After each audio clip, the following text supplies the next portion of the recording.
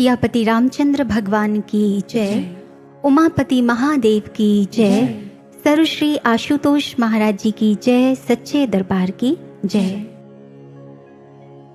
एक भक्त ने जब अपने अंतर मन की व्यथा को मौन स्मृति के रूप में, मौन भावों के रूप में जब अंतर मन से प्रभु के श्री चरणों में अर्पित किया, तो मानो प्रत्युत्तर स्वरूप प्रभु ने कुछ पंक्तियों को उसके भीतर गुनगुना दिया हो। वो पंक्तियां हैं, जो कुछ भी तेरे दिल में है सब उसको खबर है, बंदे तेरे हर हाल पर मालिक की नजर है, खुद ही वो तेरी मुश्किल को आसान करेगा, जो तू नहीं कर पाया वो भगवान करेगा, वो भगवान करेगा। सज्जनों, बहुत से ऐसे साधक हैं जिनके जीवन में जब विपरीत परिस्थितियां आती हैं, झंझावात आते हैं, तो वो महसूस करते हैं दुखों की उस गर्मी को, जिसमें कहीं भाव पिघल जाते हैं, जिसमें कहीं ऐसा महसूस होता है कि शायद अब कुछ भी नहीं बचा। लेकिन भक्तों के साथ सबसे सुंदर घटना ऐसे में क्या घटित होती है, उनके भीतर ईश्वर से एक तारतम्य स्थापित हो जाता है। वो अंतर से ईश्वर से जुड़ जाते हैं, क्योंकि वो साधक भीतर से उस परम सत्ता का साक्षात्कार कर चुके हैं। वो जानते हैं जब कुछ अपने हाथ में नहीं होता, जब संसार में सब कुछ विपरीत होता है, तो बहरी मुखी होकर कुछ भी नहीं पाया जा सकता। एकमात्र ऐसा संबंध होता है जो उस समय आपको ढांढस बंधा सकता है, आपके उत्साह को पुनः जागृत कर सकता है, और वो है अंतर्मुखी होकर अपने ईश्वर से जुड़ जाना। ईश्वर से जुड़ जाने की इस प्रक्रिया में अक्सर कुछ ऐसे भी साधक होते हैं जिनके मन में ऐसे प्रश्न उठते हैं कि जब सब कुछ ठीक चल रहा होता है तो ऐसी परिस्थितियां बनती ही क्यों हैं, ऐसे झंझावात आते ही क्यों हैं, जिन्हें हम कहते हैं टेस्टिंग फेस, परीक्षाओं की घड़ी। अनुभवी लोग कहते हैं किसी भी व्यक्ति की प्रगति का जो मापदंड होता है वो परीक्षाएं ही होती हैं, फिर चाहे सांसारिक पक्ष हो या आध्यात्मिक पक्ष हो। लेकिन मनुष्य की प्रवृत्ति है, जब सांसारिक पक्ष होता है तो परीक्षाओं को हृदय खोलकर स्वागत करता है, उनको स्वीकारता है। आप एजुकेशन फील्ड में देखिए, जब किसी कॉम्पिटिटिव एग्जाम्स की लोग तैयारी करते हैं, उस समय क्या होता है, प्री एग्जाम, मेन एग्जाम और उसके बाद इंटरव्यू। प्री क्लियर किया, किसी कारणवश मेंस क्लियर नहीं कर पाए, फिर दोबारा से प्री क्लियर करना पड़ता है। प्री क्लियर किया, मेंस क्लियर किया, अब इंटरव्यू की तैयारी है और कई बार इंटरव्यू में रह जाते हैं। लेकिन इन सब पड़ावों को पार करके जो लक्ष्य हासिल होगा, उस लक्ष्य पर इतनी पैनी नजर होती है कि इन पड़ावों के लिए जिन गुणों की आवश्यकता होती है संसार में, अर्थात कितना भी समय लग सकता है, बहुत मेहनत लगेगी, धैर्य रखना पड़ेगा, निराश नहीं होना, नकारात्मक विचार नहीं आने चाहिए और उत्साह बना रहना चाहिए। और जब जब भी फेलियर सामने आए, उस समय उन कमियों को नोटिस करना, ताकि जब सिलेक्शन हो, इनके इंटरव्यूज दुनिया के सामने आए, तो ये लोग टिप्स दे सकें, हमने अपनी कमियों पर काम किया और उसके बाद हमें सफलता मिली।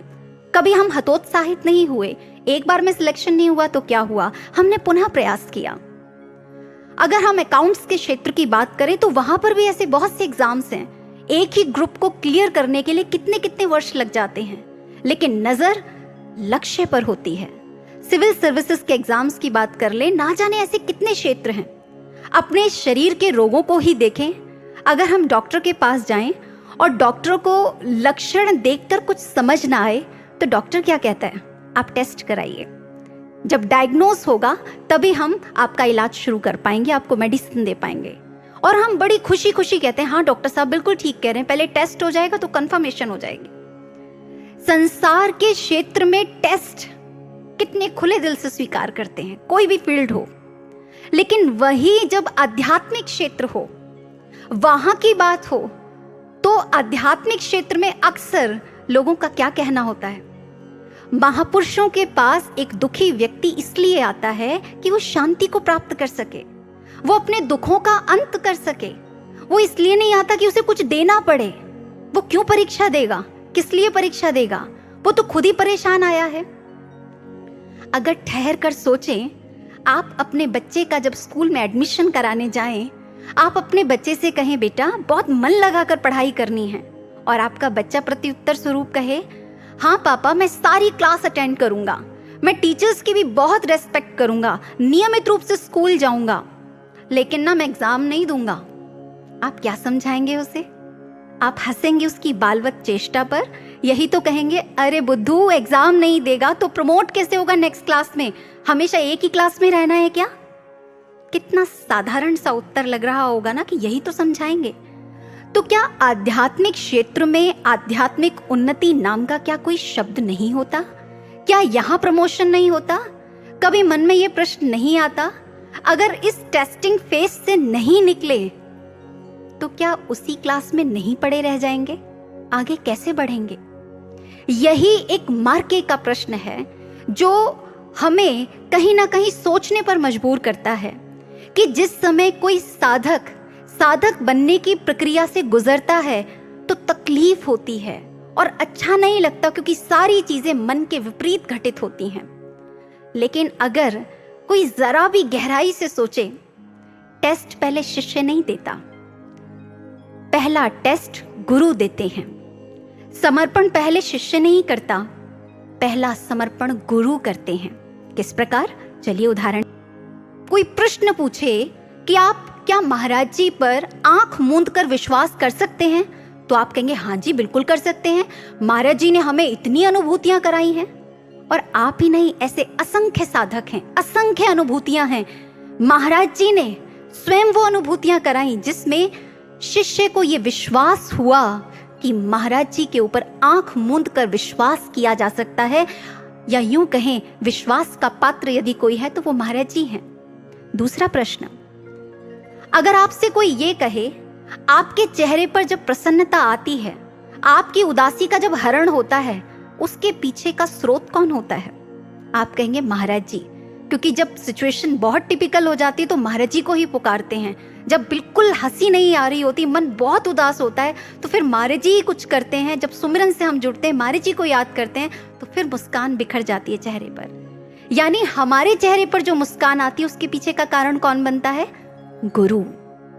तीसरा, कई बार ऐसी परिस्थितियों से भी तो गुजरते हैं जब हम बोल नहीं पाते, कुछ कह नहीं पाते, जिसे हम कहते हैं अनकही पाती।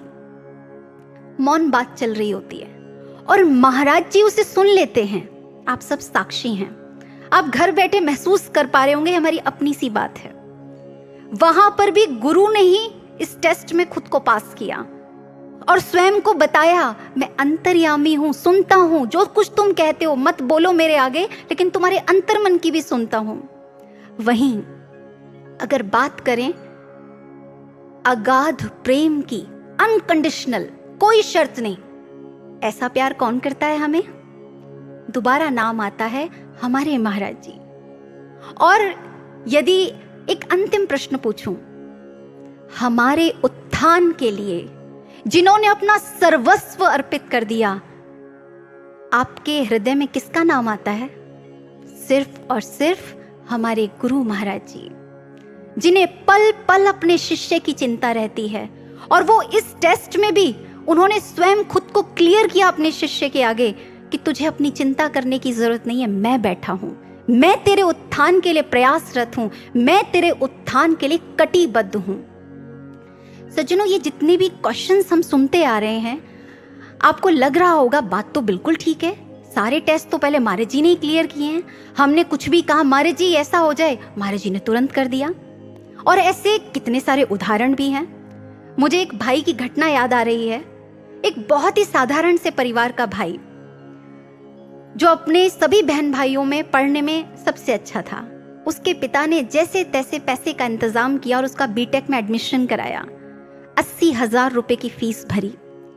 लेकिन उस भाई ने जब पहली क्लास अटेंड की, पहला लेक्चर अटेंड किया, वहाँ इंग्लिश में लेक्चर हो रहा था। वो लेक्चर को सुनते ही एकदम हतोत्साहित हो गया, क्योंकि वो हिंदी मीडियम से था, साधारण से परिवार को बिलोंग करता था, कोई बहुत अच्छी उसकी एकेडमिक क्वालिफिकेशन नहीं थी, कोई बहुत अच्छे स्कूल में उसको नहीं पढ़ाया गया था। और वो इतना हतोत्साहित हुआ, बाकी सब बच्चे फटाफट नोट्स बना रहे थे और वो नहीं कर पाया। और इतना निराश हुआ, घर जाकर उसने अपने फादर को कहा, पापा मैं नहीं कर पाऊंगा, आप मेरा बीएससी में एडमिशन करा दीजिए। उसके फादर की जो उम्मीद थी, ऐसा लगा उस पर पानी पड़ गया हो। उन्होंने कहा, बेटे मुझे तो तुझसे बहुत उम्मीदें, एक तू ही तो है। लेकिन बच्चा नहीं माना। कॉलेज के जो लेक्चरर्स थे उनसे बात कराई, कोई फर्क नहीं हुआ। जो उनके फ्रेंड्स थे, रिलेटिव्स थे, उनसे बात कराई, कोई फर्क नहीं पड़ा। बच्चा बिल्कुल दृढ़ था कि मैंने नहीं करना तो नहीं करना। लास्ट में कॉलेज के डीन के साथ मीटिंग हुई कि बेटा आप चिंता मत करो, सब कुछ हो जाएगा, आप कोई बात नहीं, हम आपको कोऑपरेट करेंगे। लेकिन वो अंदर से इतना डाउन फील कर रहा था कि मैं नहीं कर पाऊंगा। इसी दौरान संस्थान का कोई कार्यक्रम हुआ जिसमें वो बच्चा आया, और उस कार्यक्रम के दौरान कहीं ना कहीं मन में निराशा तो थी कि पापा ने इतनी मुश्किल से पैसों का इंतजाम किया और मैं नहीं कर पा रहा। हाथ जोड़कर गुरु महाराज जी के स्वरूप के सामने प्रार्थना की, महाराज जी आप मेरा मार्गदर्शन कीजिए, महाराज जी आप ही बताइए मेरे भविष्य में मैं क्या करूं, मुझे कुछ नहीं समझ आ रहा। और बस प्रार्थना करके अपने घर वापस आ गया। उस दिन महाराज जी ने उसे एक दिव्य स्वप्न दिखाया। दिव्य स्वप्न में वो देखता है कि वो बीटेक की पढ़ाई कर रहा है, और महाराज जी ने रिजल्ट भी दिखाया। रिजल्ट में था 73%, 73% अंकों से वो पास हुआ है। उसने इस बात को इग्नोर किया। उसने कहा मुझे ऐसे ही दिख गया होगा, इन दिनों में बहुत स्ट्रेस में हूं, ऐसे कैसे हो सकता है, मुझे करना ही नहीं है। अगले दिन पुनः यही अनुभव रिपीट होता है। महाराज जी वही अनुभव दिखाते हैं कि वो बीटेक की पढ़ाई कर रहा है, और अगेन जब रिजल्ट आता है फाइनल ईयर का तो 73%। अब उसको कुछ हुआ अंदर से कि महाराज जी को 2 बार दिखाना पड़ा ये अनुभव, नहीं अब तो कुछ है। और फिर महाराज जी के स्वरूप के आगे प्रार्थना की, महाराज जी मेरा जो आत्मबल है इसमें बहुत कमजोर है, मैं अंतर से अपने आप को बहुत कमजोर महसूस कर रहा हूँ, महाराज जी मुझे शक्ति प्रदान कीजिए यदि आप मुझसे कुछ कराना चाहते हैं। वो भाई कहता है बस ये अंदर से बोलने की देर थी और सब कुछ एक जादू सा होता चला गया। वही लेक्चरर्स थे, वही क्लास थी, सब धीरे धीरे धीरे धीरे और बीटेक कंप्लीट हो गई। सबसे ज्यादा अचंभे की बात थी वो ये, क्योंकि वो शुरुआत में महाराज जी के इतने अनुभवों से नहीं जुड़ा हुआ था। जब उसका रिजल्ट आया तो ना तो 72% था ना 74% था, एक्यूरेट वही जो महाराज जी ने स्टार्टिंग में उसके ज्वाइन करने से पहले ही दिखा दिया था। 73% मार्क्स से वो बच्चा अपनी बीटेक को क्लियर करता है। और अंत में महाराज श्री के चरणों में यही विनती, यही प्रार्थना, अपने संग चला लो हे प्रभु, अपने संग चला लो। सर्वश्री आशुतोष भगवान की जय, सच्चे दरबार की जय।